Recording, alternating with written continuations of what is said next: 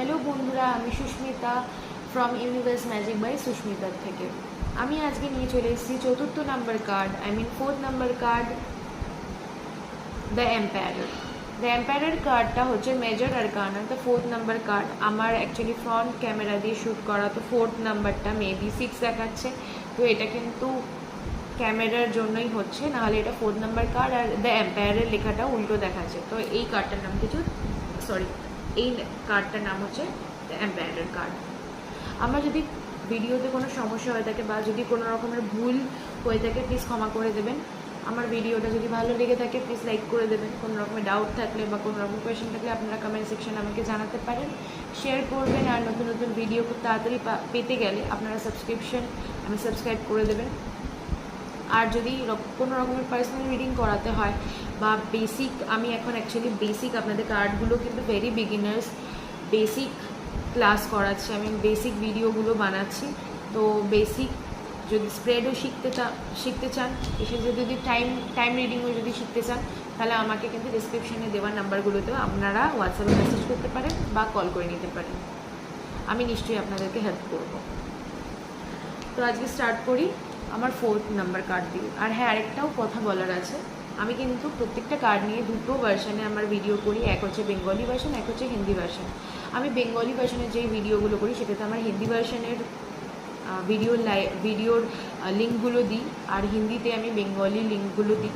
তো বেঙ্গলি আর হিন্দির আমি যেহেতু দুটোই করি, তো আপনাদের যদি কোনো রকমের কোনো ভার্সানের বুঝতে প্রবলেম হচ্ছে, তো আপনারা সেই লিঙ্ক দিয়ে কিন্তু অন্য ভার্সান আপনারা দেখে নিতে পারেন।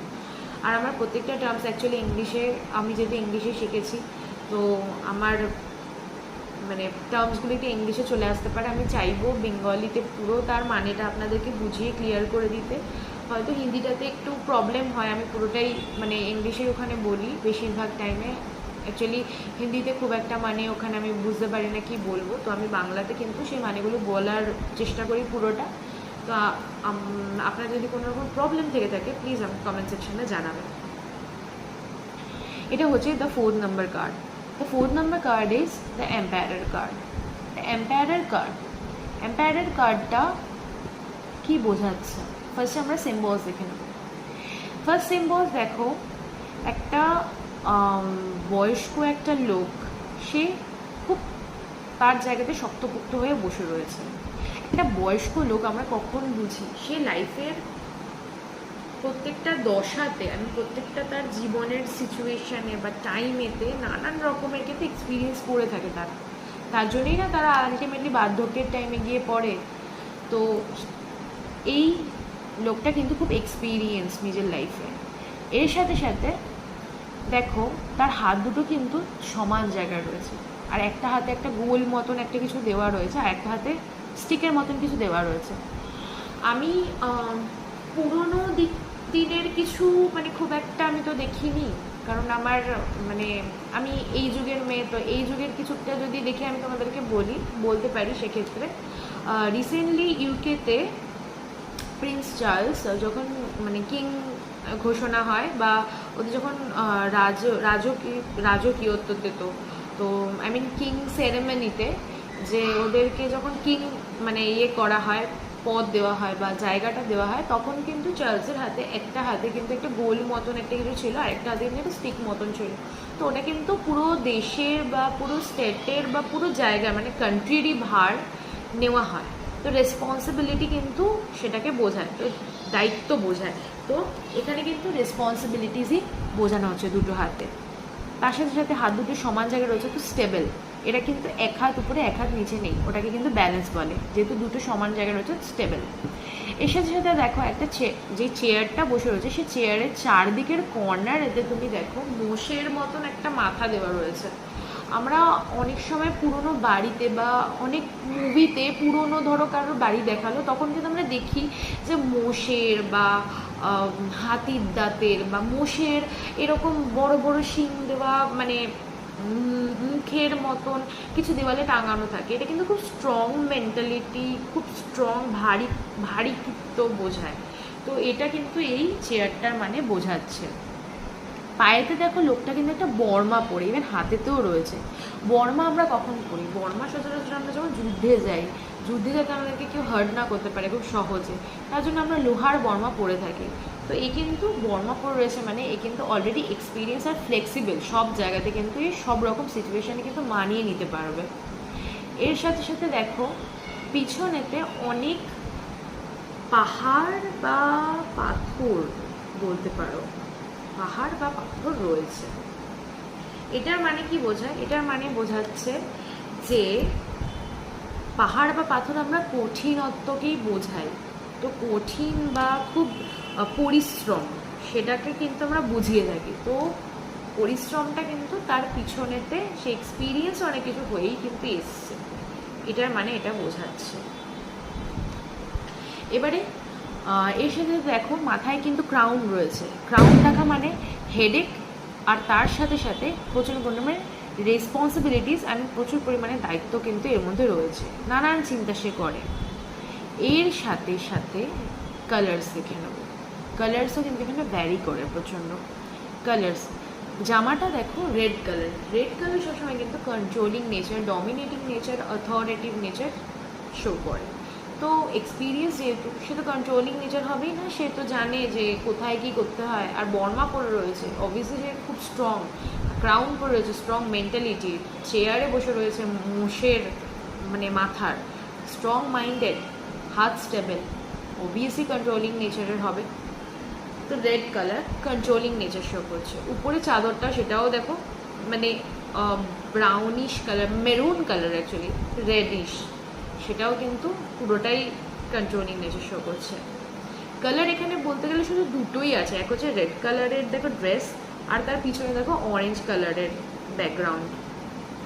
ওই হিলস বা পাথরগুলো, পাহাড় বা পাথরগুলো, আর পিছনের আকাশটাও দেখো অরেঞ্জ কালারের। অরেঞ্জ কালার কিন্তু লাল আর হলুদকে মিশিয়ে হয়। হলুদ হচ্ছে অপটিমিস্টিক আর পজিটিভ, প্লাস রেড হচ্ছে কন্ট্রোলিং নেচার। তো এক্সপিরিয়েন্স হলে অনেক রকম কন্ট্রোলিং অপটিমিস্টিক জায়গা, অনেক রকম পরিশ্রম করে সে হয়েছে, তো সেটাই কিন্তু এখানে বোঝাচ্ছে।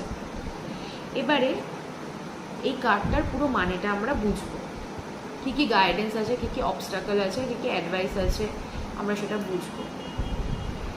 এর সাথে সাথে কার্ডটা হচ্ছে পজিটিভ কার্ড, তো এই কার্ডটাও কিন্তু ইয়েস কার্ড।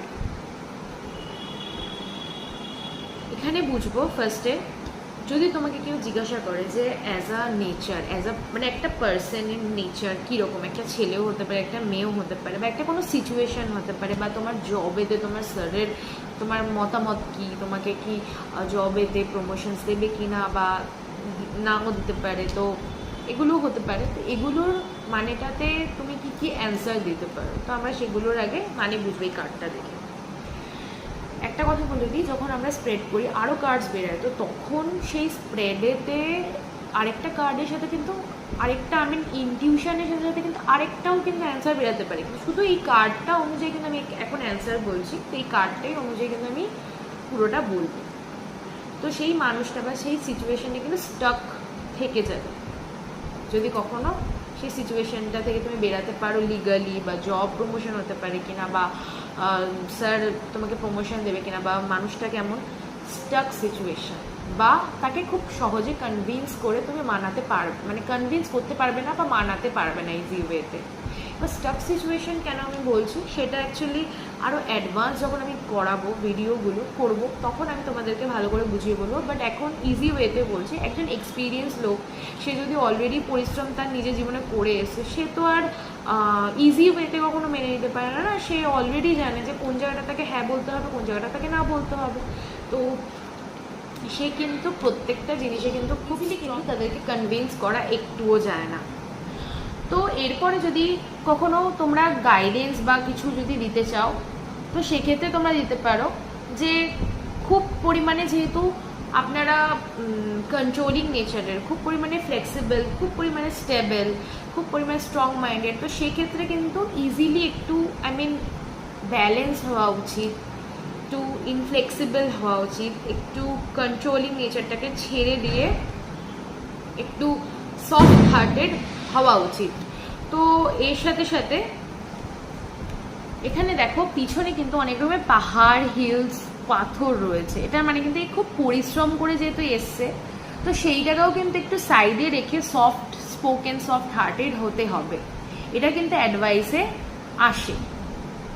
এর সাথে সাথে এখানে যদি তোমাকে কখনো কেউ বলে, মানে আপনাদের যদি কেউ এখানে বলে যে আপনাদের এই মানে এই মানুষটা কি ঠিকঠাক মানে আগলে রাখতে পারবে, বা নিজের ফ্যামিলিকে কি আগলে রাখার মানসিকতা আছে, বা নিজের জবকে কি ঠিকভাবে করবে, অবভিয়াসলি করবে। সেক্ষেত্রে কেন না, সে তো অলরেডি এক্সপিরিয়েন্স, অনেক কঠোর পরিশ্রম করে সেই জায়গাটা পাচ্ছে। তো আমরা কোনো কঠোর পরিশ্রম করে যে জায়গাটা পাই সেটাকে নিশ্চয়ই আমরা খুব মানে নিজের জীবন দিয়ে হলেও দেখি। তো এই নেচারে যদি কোনো মানুষের পড়ে, অবভিয়াসলি সেই মানুষটা খুব কেয়ারিং হবে, তার ফ্যামিলিকে প্রচুর পরিমাণে সেফটি রাখার জন্য, প্রচুর পরিমাণে কি বলবো, মানে কেয়ারিং অ্যাকচুয়ালি না, মানে আগলে রাখার জন্য সে নানান পরিশ্রম করবে। আর যদি কোনো জব বা কোনো কিছুর হয়, তো জব বা কোনো বিজনেস পেতে গেলেও তো আমরা অনেক কঠোর করে থাকি পরিশ্রম, তো কঠোর পরিশ্রম করেই কিন্তু এইটা সে আগলে রাখবে।